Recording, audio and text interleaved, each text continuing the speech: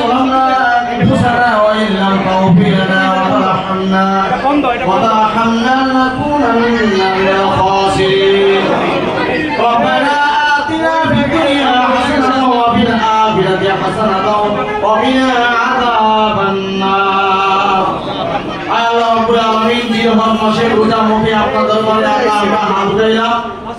আমাদের সকলের প্রাণ প্রিয় নেতা স্বাধীনতার ঘোষক শহীদ প্রেসিডেন্ট জিয়াউর রহমানের 44তম শাহাদাত বার্ষিকীতে 29 নং ওয়ার্ড কর্তৃক আয়োজিত আজকের এই দোয়া মাহফিল দওয়ার বিতরণের সম্মানিত সভাপতি, প্রধান অতিথি, বিশেষ অতিথি, সকল নেতৃবৃন্দ, 29 নং ওয়ার্ডের নেতৃবৃন্দ, ইউনিটের নেতৃবৃন্দ সহ সকলে আমরা হাত উঠাইছি।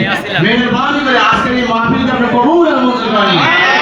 আল্লাহ, আপনি এই জিলহজ মাসের উসিলায় আজকে আমি রোজা রেখেছি, রোজার উসিলায় আমাদের প্রাণ প্রিয় নেতা শহীদ প্রেসিডেন্ট জিয়াউর রহমানের কবরটাকে জান্নাতের টুকরা বানিয়ে দিন।